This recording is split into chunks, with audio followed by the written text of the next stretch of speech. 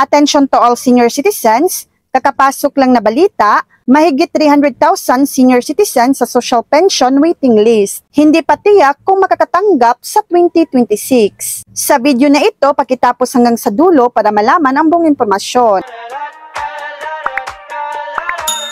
Mahigit 300,000 senior citizens ang posibleng hindi pa rin mabigyan ng social pension sa 2026. Matapos lumabas sa pagdinig ng Senado na kulang ang pondong nakalaan para sa mga nasa waiting list ng Department of Social Welfare and Development or DSWD. Tinatayang 12 billion pesos ang kinakailangan upang maipagkaloob ang 1,000 pesos buwanang social pension. Sa humigit kumulang, 1 milyong nakatatandang Pilipinong naghihintay pa sa programa. Ngunit, ayon sa deliberasyon sa Senado, 8 billion pesos lamang ang kasalukuyang pondo, sapat lamang para sa 660,000 na mga senior citizens. Nanawagan si Senate Committee on Finance Vice Chairman Senator Bongo sa kapwa mambabatas na bigyang prioridad ang dagdag na pondo para sa nakatatanda. So yan lang po ang latest update.